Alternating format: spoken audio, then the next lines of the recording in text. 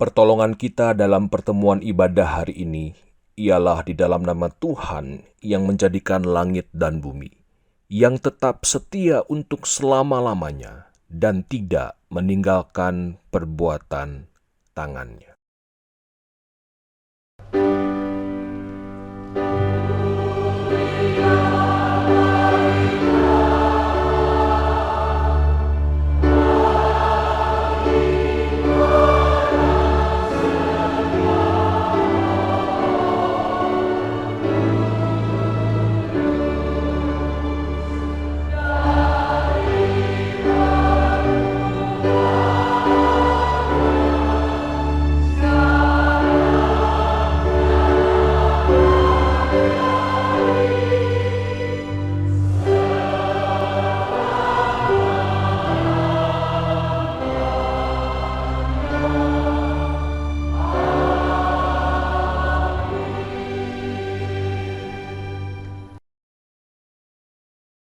Tuhan menyertai saudara.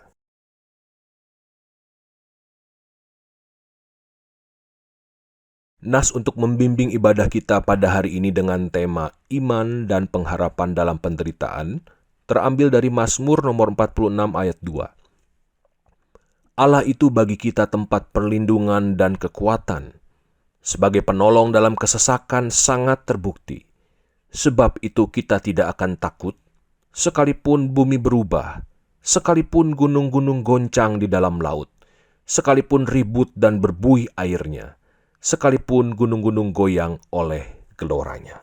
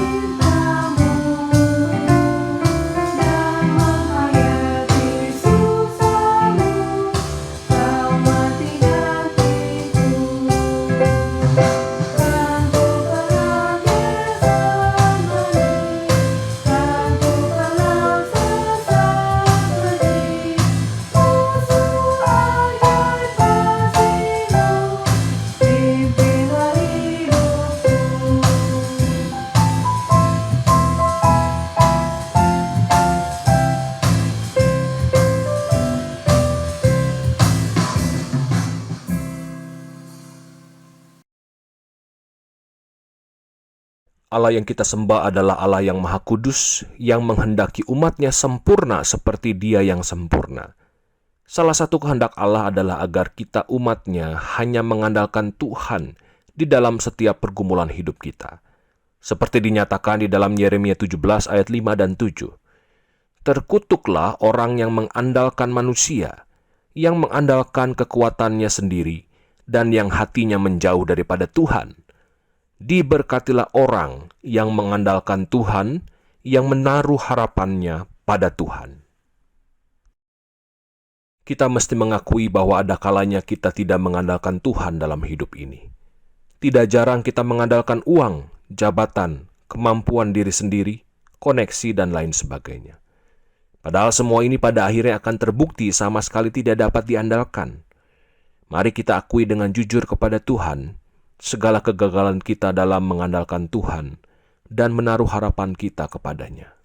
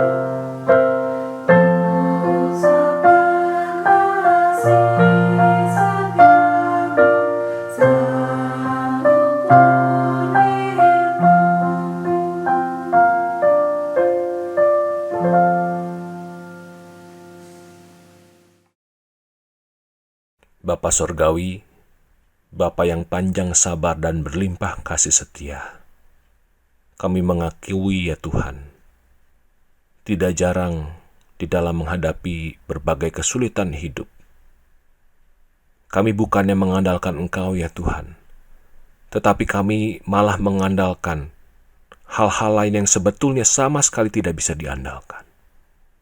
Kami mengandalkan uang, mengandalkan jabatan, mengandalkan orang lain, mengandalkan kemampuan kami sendiri. Ampunilah kami ya Bapa. Kami berdoa kiranya Roh Allah yang menyucikan kami, menguduskan kami. Kiranya Roh Kudus yang meneguhkan hati kami kembali di minggu yang baru ini, untuk menyerahkan hidup kami sepenuhnya kepada Engkau. Kiranya Roh Allah yang hidup menolong kami di minggu yang baru ini, untuk belajar mengandalkan Tuhan sepenuhnya, berharap hanya kepada Engkau di tengah-tengah setiap situasi sulit yang akan kami hadapi. Terima kasih Bapa Sorgawi.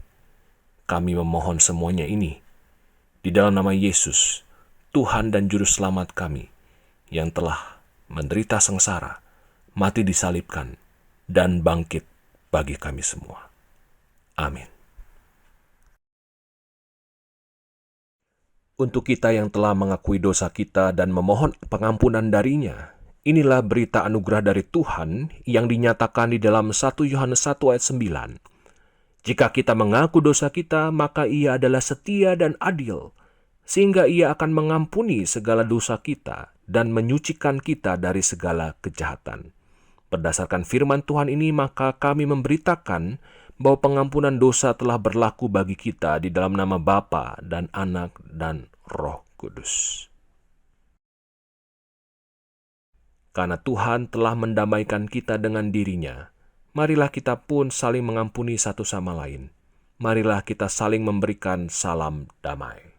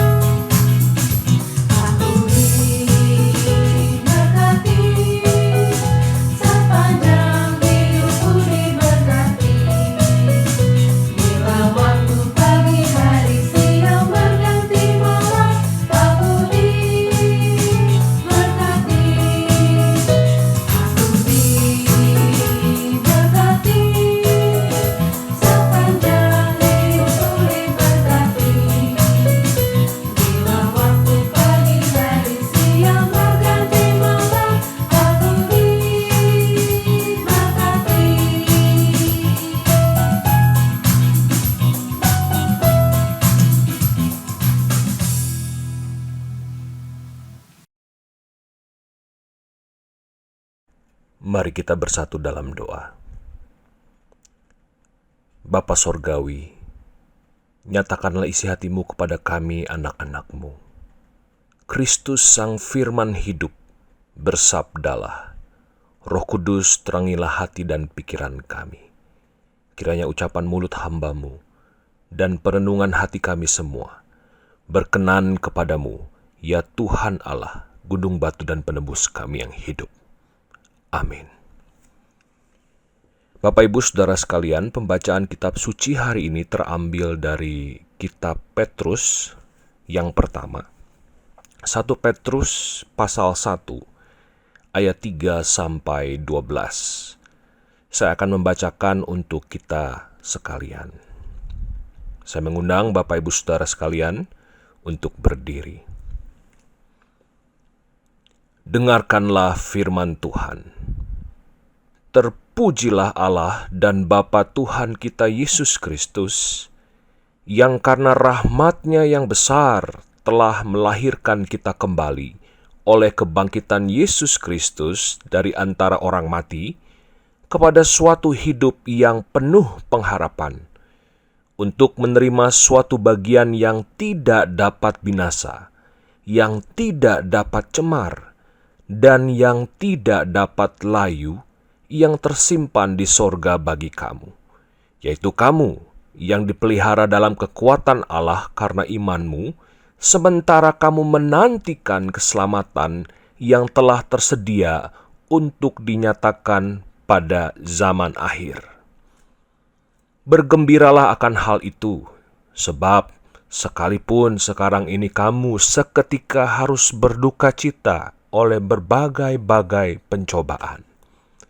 Maksud semuanya itu ialah untuk membuktikan kemurnian imanmu yang jauh lebih tinggi nilainya daripada emas yang fana, yang diuji kemurniannya dengan api, sehingga kamu memperoleh puji-pujian dan kemuliaan dan kehormatan pada hari Yesus Kristus menyatakan dirinya.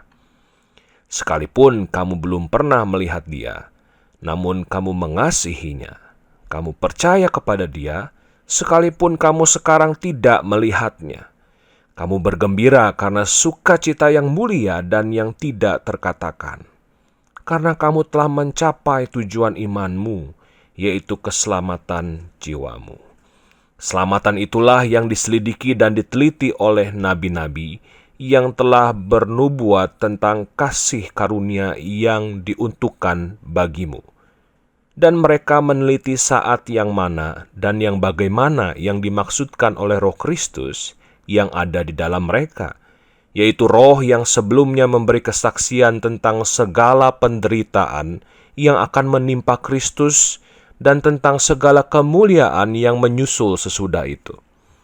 Kepada mereka telah dinyatakan bahwa mereka bukan melayani diri mereka sendiri, tetapi melayani kamu dengan segala sesuatu yang telah diberitakan sekarang kepada kamu dengan perantaraan mereka, yang oleh Roh Kudus yang diutus dari sorga, menyampaikan berita Injil kepada kamu, yaitu hal-hal yang ingin diketahui oleh malaikat-malaikat. Yang berbahagia ialah mereka yang mendengarkan firman Allah dan memeliharanya.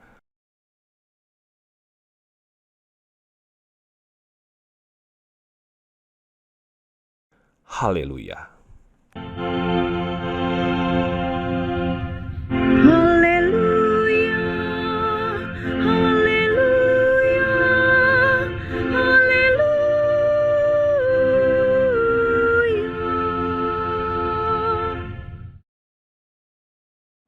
Shalom Bapak Ibu Saudara sekalian, selamat hari Minggu. Rasanya aneh sekali saya mesti berkhotbah tanpa melihat wajah ganteng dan cantik Bapak Ibu sekalian. Rupanya tanpa saya sadari Bapak Ibu Saudara, rupanya wajah-wajah Bapak Ibu Saudara itu menolong saya untuk berkonsentrasi khotbah selama ini. Sehingga rasanya susah banget untuk khotbah sendirian Bapak Ibu Saudara. Nggak ada yang dengar rasanya begitu ya. Tetapi saya berdoa kiranya Tuhan menolong saya untuk melakukan ini. Bapak Ibu Saudara sekalian, hari-hari ini kita disuguhkan dengan begitu banyak berita yang secara manusiawi bikin kita khawatir tentunya Bapak Ibu Saudara. Per hari ini Bapak Ibu Saudara sekalian, jumlah kasus COVID-19 di Indonesia itu tertinggi di Asia Tenggara. Yang menderita Bapak Ibu Saudara akibat COVID-19 ini tentunya bukan hanya pasien yang positif, tetapi juga ada orang-orang pasien dalam pengawasan.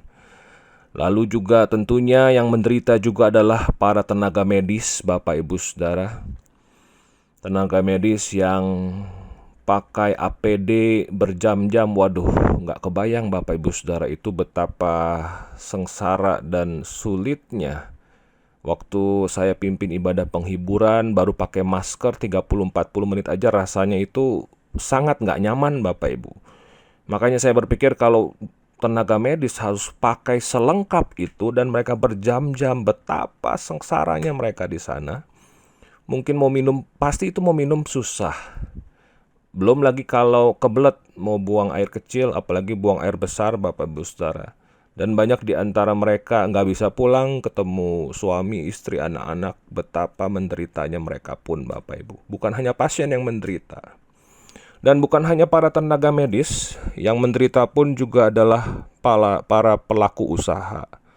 Mulai dari para pemilik pabrik, usaha besar, sampai pedagang gorengan Bapak Ibu Saudara. Yang berskala besar sampai yang paling kecil sekalipun, semua kehantam, semua menderita Bapak Ibu.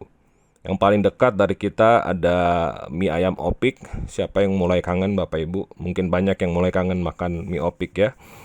Saya sempat ngobrol sama dia, sama Pak Opik, yang masih terus jualan sampai saat ini.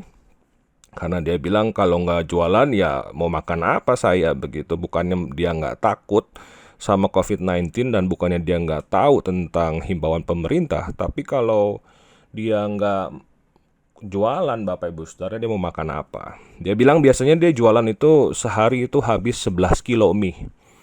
Hari-hari ini dia paling habisin jualan itu maksimal 4 kilo satu hari, 4 kilo mie. Jadi sulit Bapak Ibu Saudara, menderita. Dan bukan hanya pedagang juga Bapak Ibu Saudara, kita pun mengalami masalah-masalah baru. Keputusan pemerintah untuk membebaskan napi dengan niat tujuannya untuk mendukung mitigasi COVID-19 ternyata punya dampak buruk juga. Tidak sedikit napi yang dibebaskan ternyata bikin masalah lagi hanya selang 1-2 hari.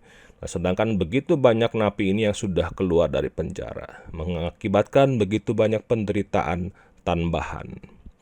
Belum lagi Bapak Ibu Saudara, ada ancaman-ancaman keamanan. Beberapa hari lalu kita baca berita ada sebuah kelompok bernama Anarko yang sedang merencanakan keributan, kekacauan di Indonesia.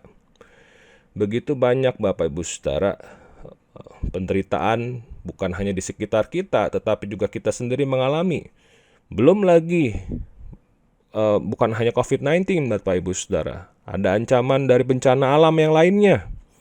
Gunung-gunung berapi di bawah kita, gunung-gunung berapi ini lagi pada aktif Bapak Ibu Saudara, dan masih banyak hal lain yang bisa membuat kita khawatir. Dan memang saat ini Bapak Ibu Saudara, kita sedang diperhadapkan dengan begitu banyak bentuk penderitaan di sekitar kita, bahkan kita hadapi sendiri Bapak Ibu Saudara.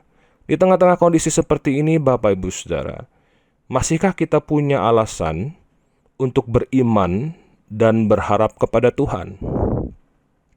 Di tengah-tengah penderitaan, kesusahan yang sedang kita hadapi saat ini, masihkah kita punya alasan untuk beriman dan berharap kepada Tuhan?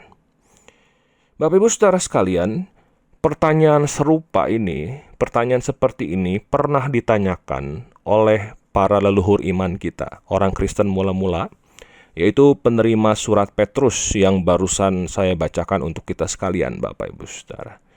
Bapak Ibu Saudara, orang-orang Kristen mula-mula ini, para penerima surat Petrus yang pertama ini Bapak Ibu Saudara, mereka itu sedang mengalami kesusahan akibat iman mereka Bapak Ibu Saudara. Kalau kita perhatikan ayat 6 mengatakan begini, "Bergembiralah akan hal itu, sekalipun sekarang ini kamu seketika harus berduka cita oleh berbagai-bagai pencobaan."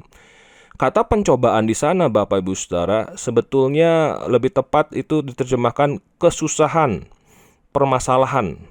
Permasalahan apa Bapak Ibu Saudara? Masalah akibat iman mereka. Jadi memang orang-orang Kristen mula-mula ini Bapak Ibu Saudara, mereka itu mengalami penganiayaan. Tapi kemungkinan ketika surat Petrus ini dituliskan, para penerima suratnya belum mengalami penganiayaan yang hebat Bapak Ibu Saudara, tetapi baru mulai mengalami pengucilan-pengucilan, dijauhi oleh masyarakat. Kenapa mereka dijauhi Bapak Ibu Saudara? Kenapa orang-orang Kristen ini begitu dibenci sih pada waktu itu? Pada waktu itu yang berkuasa adalah kerajaan Romawi. Ada 3 tuduhan setidaknya Bapak Ibu Saudara yang dituduhkan kepada orang Kristen pada waktu itu. 3 tuduhan. Yang pertama tuduhannya ateis. Lucu ya Bapak Ibu Saudara ya. Kok dituduh ateis? Ateis kan orang yang gak percaya Tuhan. Ya iya betul.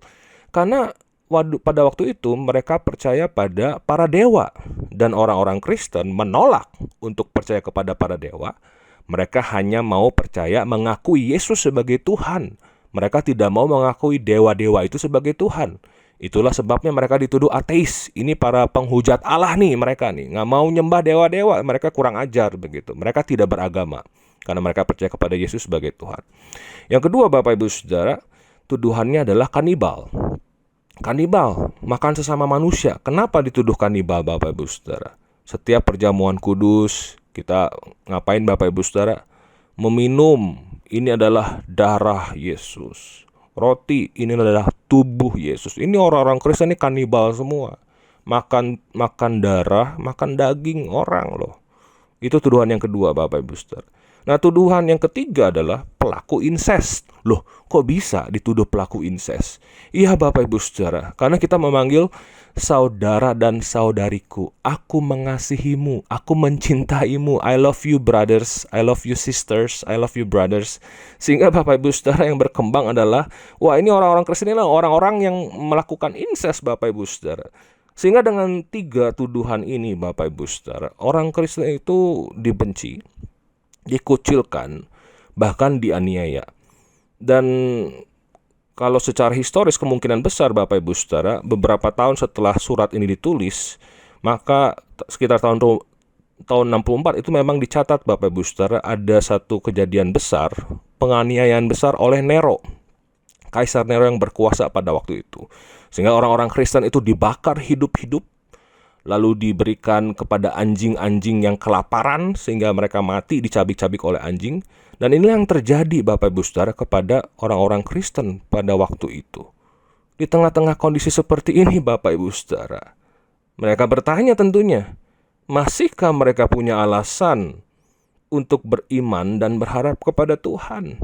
Itulah sebabnya Rasul Petrus menuliskan suratnya yang pertama ini kepada mereka Bapak Ibu Saudara. Dan Rasul Petrus tanpa ragu mengatakan, ya tentu kita masih punya alasan untuk berharap dan beriman kepada Tuhan. Dan ini menarik Bapak Ibu Saudara. Dan kita tahu Rasul Petrus itu meninggalnya pun disalib Bapak Ibu Saudara. Sebelum meninggalnya dia menderita sengsara Bapak Ibu Saudara seperti Kristus. Dan dia meyakini Bapak Ibu Saudara di tengah-tengah penderitaan itu tentu kita masih punya alasan untuk beriman dan berharap kepada Tuhan. Alasan apakah itu Bapak Ibu Saudara? Kalau kita perhatikan ayat 3-5 Bapak Ibu Saudara. Alasan untuk berharap kepada Tuhan dan tetap beriman kepada Tuhan di masa-masa sulit ini adalah kita mengingat Bapak Ibu Saudara, ada happy ending di ujung sana. Ada happy ending di ujung sana Bapak Ibu Saudara. Inilah yang menjadi alasan kita untuk tetap beriman dan berharap di dalam penderitaan apapun yang sedang kita alami. Bapak Ibu Saudara, di ayat 3-5 Rasul Petrus itu mengingatkan bahwa kita ini adalah orang-orang percaya yang karena anugerah Tuhan kita ini dilahirkan kembali dan kita ini dianugerahkan untuk menerima suatu bagian yang tidak dapat binasa, yang tidak dapat cemar, yang tidak dapat layu, yang tersimpan di sorga bagi kamu. Nah, tetapi yang mau saya highlight ayat 5 Bapak Ibu Saudara, yang mau saya garis bawahi, ayat 5 mengatakan begini, yaitu kamu yang dipelihara dalam kekuatan Allah karena imanmu, sementara kamu menantikan keselamatan yang telah tersedia untuk dinyatakan pada zaman akhir. Yang saya mau garis bawahi adalah sementara kamu menantikan keselamatan. Bapak Ibu Saudara, kita kalau ngomongin keselamatan, seringkali kita terlalu menekankan aspek sudah. Kadang-kadang kita sering ngomongnya begini ya Bapak Ibu Saudara ya. Kalau kita nih sebagai orang-orang yang sudah diselamatkan begitu ya. Nah Bapak Ibu Saudara, sebetulnya kitab suci kalau bicara tentang keselamatan itu ada 3 tenses. Ada past tense, ada present tense, ada future tense. Past tense itu apa? Kita itu diselamatkan secara status, Bapak Ibu Saudara, secara de jure begitu ya. Selalu bahasa hukumnya, secara statusnya, legalnya sudah diselamatkan ketika Kristus mati buat kita 2000 tahun yang lalu, Bapak Ibu Saudara. Tetapi keselamatan itu sekarang belum kita alami sepenuh-penuhnya nih Bapak Ibu Saudara. Tuhan itu berjanji akan memulihkan seluruh ciptaannya. Dan itu belum tergenapi sepenuhnya Bapak Ibu Saudara. Kita ini masih di dalam proses. Sehingga keselamatan itu bukan hanya telah, tetapi juga sedang terjadi. Dan kita sedang menantikan kegenapan sepenuhnya. Seperti yang dinyatakan di ayat 5 ini. Nanti ketika Kristus datang kembali. Kita ini hidup di masa antara. In between times. Masa antara apa Bapak Ibu Saudara? Antara kebangkitan Kristus dan kedatangannya kembali Bapak Ibu Saudara. Nah, ini yang disebut oleh para teolog sebagai sebuah perspektif eskatologis Bapak Ibu Saudara. Penting kita untuk melihat bahwa ada happy ending loh. Ada akhir yang bahagia loh. Ini seperti Bapak Ibu Saudara ketika seorang pendaki gunung. Kalau Bapak Ibu Saudara mungkin yang senang daki gunung gitu ya. Apa sih yang membuat Bapak Ibu Saudara mau terus jalan ke atas? Mau terus mendaki sekalipun mungkin udah capek. Sekalipun mungkin ada tantangan ini dan itu di tengah jalan. Apa yang bikin seorang pendaki gunung mau terus jalan menuju puncak gunung Bapak Ibu Saudara? Saya meyakini Bapak Ibu Saudara yang bisa mendorong, menguatkan, memotivasi pendaki gunung untuk terus jalan adalah ketika dia mengingat, wah, di atas sana saya akan lihat sunset, sunrise yang indah. Saya akan lihat sunrise yang indah di atas sana. Saya bakal lihat pemandangan yang wow, yang saya nggak bakal temuin di kota. Saya pengen menikmati itu semua. Ketika capek Bapak Ibu Saudara, ingat di sana, di atas sana, wah, saya akan menikmati pemandangan yang indah luar biasa. Ketika mungkin lagi jalan, terkilir bahkan kakinya. Udah mungkin persediaan makan sudah menipis, sudah capek banget rasanya. Lalu si pendaki ingat lagi, sebentar lagi sampai. Di ujung sana ada pemandangan yang indah. Nah, Bapak Ibu Saudara sekalian, di tengah-tengah penderitaan yang sedang kita alami, penting kita untuk mengingat ada happy ending di ujung sana. Ada happy ending di ujung sana, Bapak Ibu Saudara. Kristus akan datang kembali, akan memulihkan seluruh ciptaannya. Ini bukan akhir segalanya. Kita sedang di dalam masa penantian. Keselamatan itu dinyatakan sepenuhnya ketika Kristus datang kembali. Karena itu Bapak Ibu Saudara, ini adalah masa-masa penantian. Kalau kita untuk seketika, kita harus berduka cita oleh berbagai-bagai penderitaan dan kesusahan. Nah Bapak Ibu Saudara, Rasul Petrus pun mengajarkan Bapak Ibu Saudara, kita perlu melihat masa-masa penantian ini sebagai masa pemurnian iman kita. Ayat 7 Bapak Ibu Saudara mengatakan begini, maksud semuanya itu ialah untuk membuktikan kemurnian imanmu. Maksud apa Bapak Ibu Saudara? Ayat 6 ngomong apa? Ayat 6, bergembira akan hal itu sekalipun sekarang ini kamu seketika harus berduka cita oleh berbagai-bagai pencobaan. Jadi kalau sekarang kita harus kesusahan, menderita karena berbagai kesusahan Bapak Ibu Saudara. Maksud semuanya itu ialah untuk membuktikan kemurnian imanmu. Bapak Ibu Saudara, kita hidup di masa penantian. Ada akhir yang indah di sana, happy ending. Tapi saat ini belum terjadi sepenuhnya itu Bapak Ibu Saudara. Kita lagi hidup di masa penantian. Dan masa penantian ini adalah ujian bagi iman kita. Nah Bapak Ibu Saudara, kalau ngomongin ujian buat iman di masa-masa pandemi COVID-19 ini Bapak Ibu Saudara, menarik ya Bapak Ibu Saudara, bisa banyak penafsiran apa itu ujian iman di masa pandemi ini. Sekitar sebulan yang lalu Bapak Ibu Saudara, saya sempat ngobrol sama seorang tokoh agama lain di kota Bogor. Lalu saya sempat nanya, Pak, masih ada nggak pertemuan keagamaan di komunitas Bapak begitu? Terus dia bilang, oh iya masih harus dong, kita harus terus ini namanya apa namanya harus terus kumpul begitu ya, kegiatan keagamaan. Ini mah ujian iman katanya. Ujian iman itu apa? Tetap mengadakan pertemuan ibadah di tengah-tengah pandemi COVID-19. Gereja pun sama, bukan Bapak Ibu Saudara? Tidak sedikit gereja pun yang melihat bahwa ujian iman itu adalah tetap melakukan ibadah di tengah-tengah pandemi COVID-19. Kita nggak boleh takut dong sama virus corona begitu. Kita harus lebih takut sama Tuhan dan lain sebagainya. Di dalam semuanya itu Bapak Ibu Saudara, saya itu merenung ya Bapak Ibu Saudara ya. Jangan-jangan di masa-masa pandemi COVID-19 ini, ujian iman buat kita sebagai komunitas orang-orang beragama, orang-orang yang percaya kepada Kristus khususnya Bapak Ibu Saudara. Jangan-jangan ujian iman buat kita itu bukannya tetap mengadakan ibadah, tetapi justru ujian iman buat kita itu adalah tidak melakukan pertemuan ibadah di gereja. Loh, kok bisa itu ujian iman? Oh iya Bapak Ibu Saudara. Buat majelis jemaat Bapak Ibu Saudara, itu ujian iman.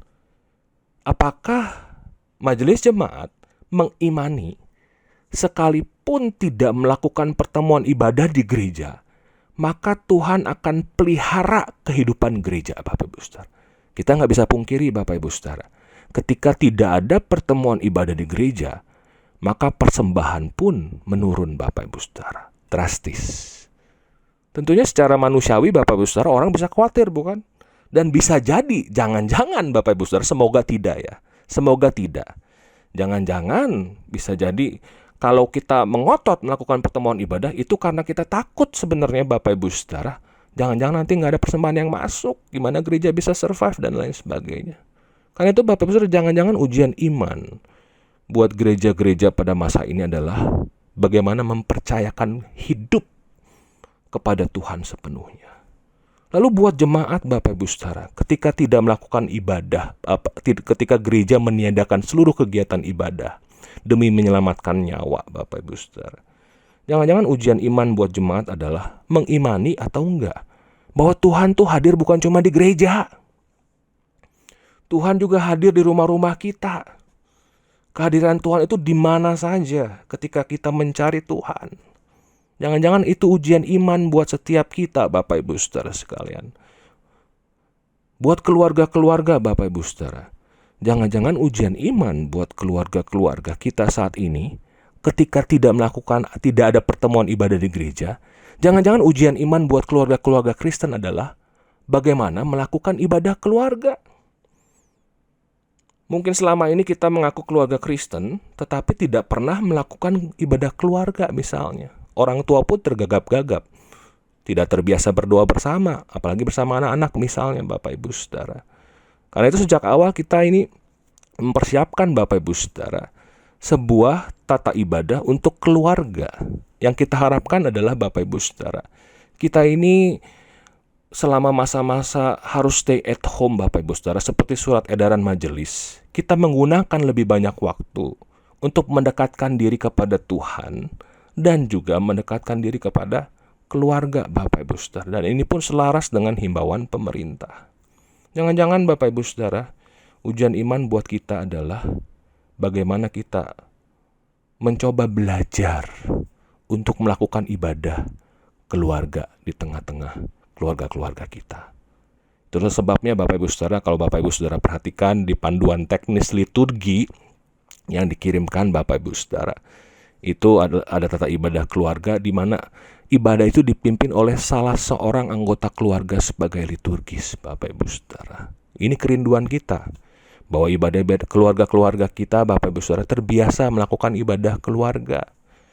Bukan berarti ibadah di gereja nggak penting Bapak Ibu Saudara, tetapi selama masa pandemi ini dan kita dipaksa untuk diam di rumah Bapak Ibu Saudara, maka tentu sangat indah kalau kita melakukan ibadah keluarga. Ayah bisa memimpin ibadah keluarga, anak-anak terlibat di dalam ibadah, lalu semua bisa sharing dalam ibadah keluarga Bapak Ibu Saudara, saling mendoakan. Tentu sangat indah masa-masa ini. Nah Bapak Ibu Saudara, Ini salah satu bentuk ujian iman buat kita semua di masa-masa ini. Bukan hanya masalah ibadah juga Bapak Ibu Saudara, tetapi juga ada ujian-ujian iman lain di masa-masa ini. Misalnya, ketika semua orang melakukan banyak orang melakukan panic buying Bapak Ibu Saudara. Menjelang PSBB kemarin waktu di Bogor, hari pertama tanggal 15 April, lalu dicatat tanggal 14 dilaporkan di salah satu media bahwa aktivitas di pasar malah jadi rame Bapak Ibu Saudara, di berbagai pasar di Bogor begitu ya. Orang-orang mungkin panik dan lain sebagainya. Ujian iman buat kita juga Bapak Ibu Saudara.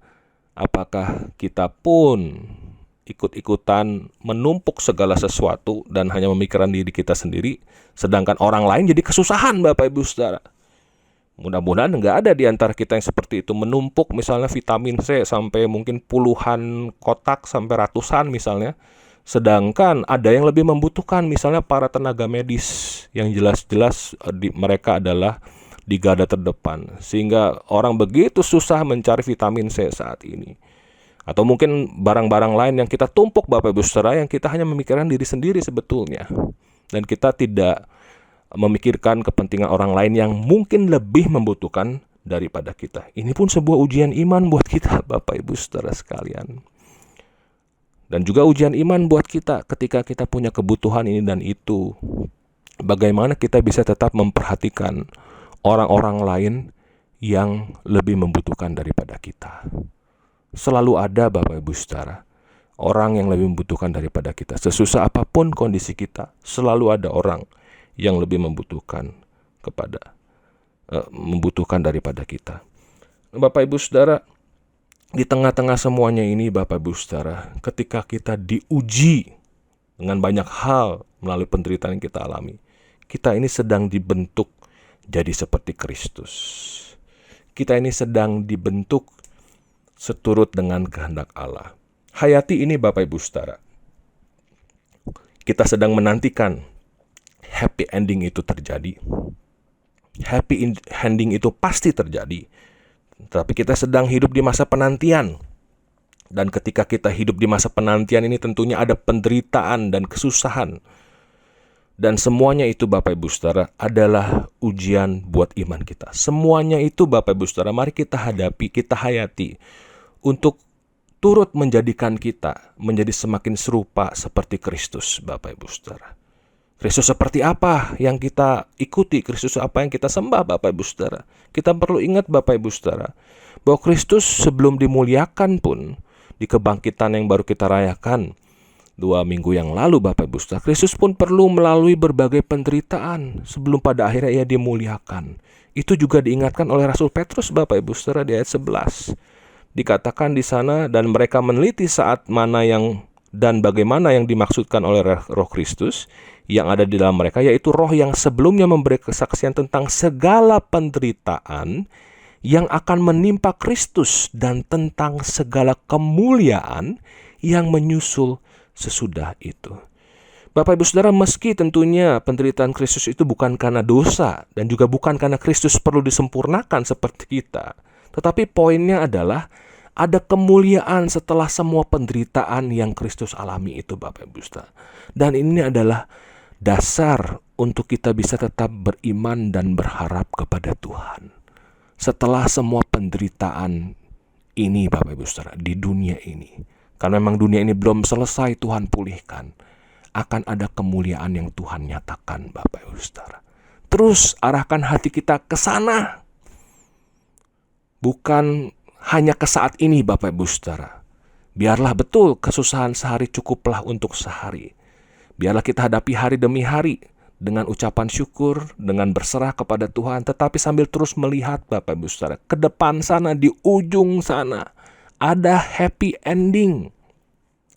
Kalau kita masih mengalami berbagai kesusahan, penderitaan saat ini Bapak Ibu Saudara, mari kita responi dengan baik. Mari kita mengambil berbagai keputusan, sikap, dan tindakan seturut dengan yang Kristus kehendaki. Sehingga ini semua betul-betul akan menolong kita menjadi semakin serupa dengan Kristus. Sehingga pada akhirnya, ketika hari yang besar itu tiba, ketika Kristus datang yang kembali, kita pun dimuliakan bersama-sama Dia.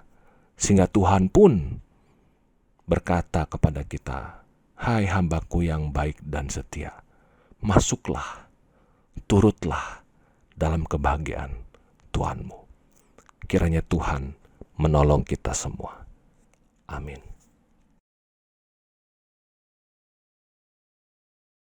Bersama dengan gereja dari segala abad dan tempat, mari kita bersama-sama mengikrarkan pengakuan iman kita seturut dengan pengakuan iman rasuli.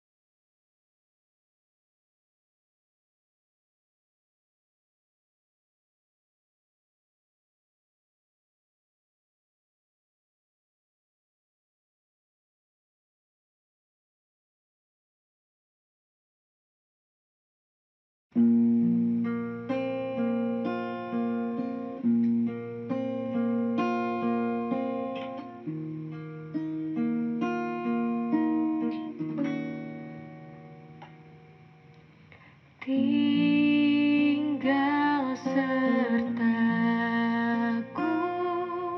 hari telah senja,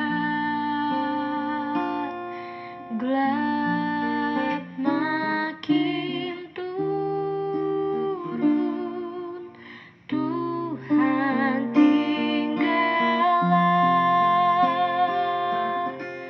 lain pertolongan tiada ku temui. Maha Penolong tinggal sertaku.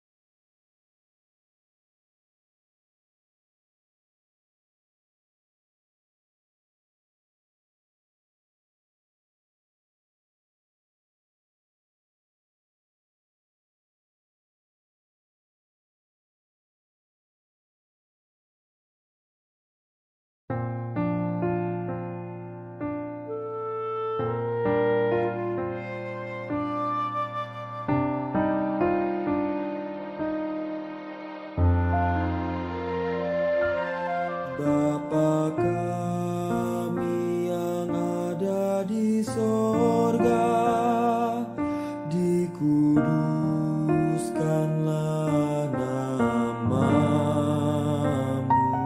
datanglah kerajaanmu,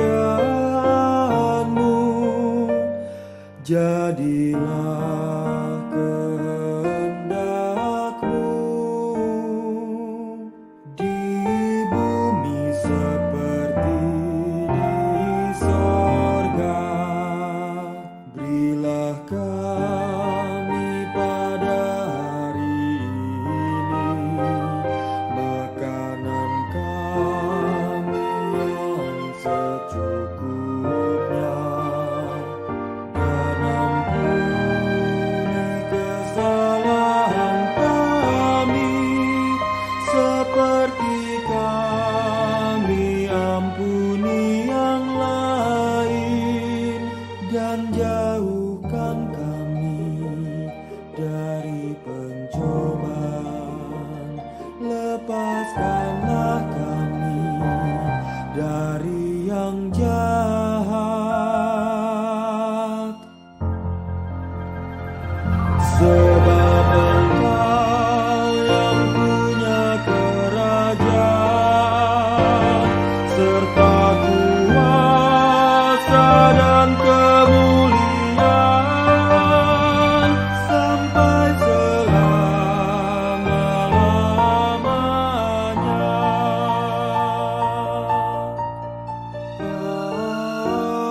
Amin.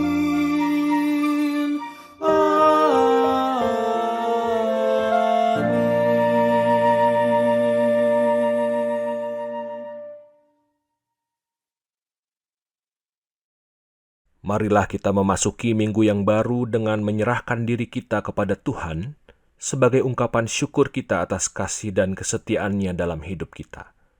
Roma 12 ayat 1 mengingatkan kita, "Karena itu, saudara-saudara, demi kemurahan Allah aku menasihatkan kamu, supaya kamu mempersembahkan tubuhmu sebagai persembahan yang hidup, yang kudus dan yang berkenan kepada Allah. Itu adalah ibadahmu yang sejati." Marilah kita menyatakan tekad kita untuk mempersembahkan diri kita kepada Tuhan di minggu yang baru ini dengan menyanyikan lagu Beri Syukur.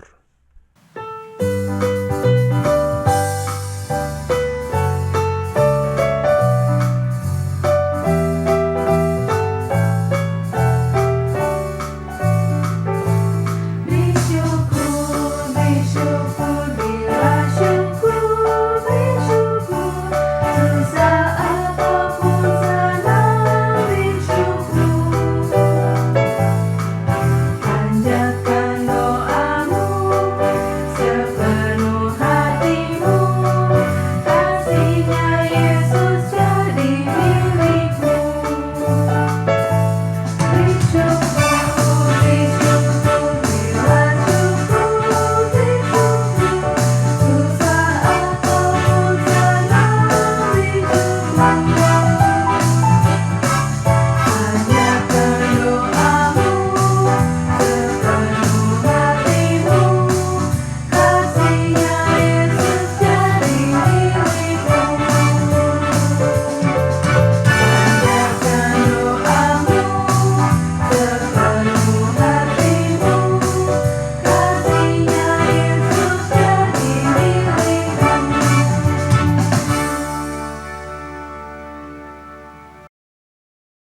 Engkaulah sang empunya kehidupan kami ya Bapa.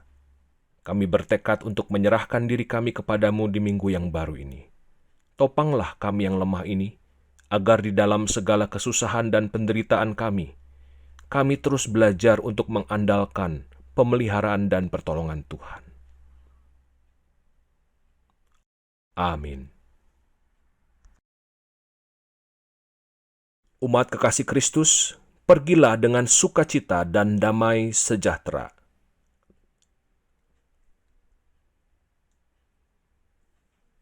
Arahkanlah hatimu senantiasa kepada Tuhan.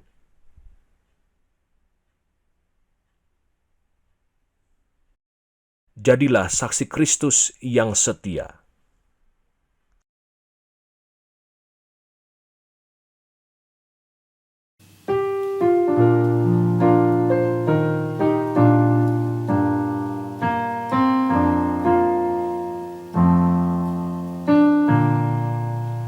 Jalan hidup tak selalu tanpa kabut yang pekat, namun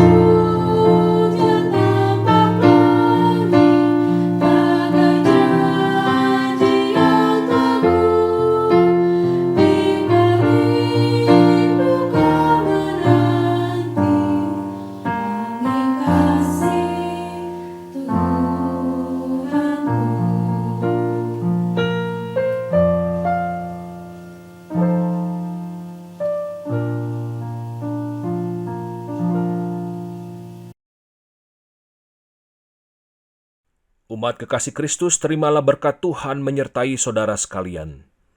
Tuhan memberkati engkau dan melindungi engkau. Tuhan menyinari engkau dengan wajah-Nya dan memberi engkau kasih karunia.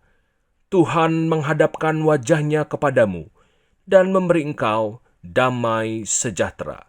Di dalam nama Bapa dan Anak dan Roh Kudus.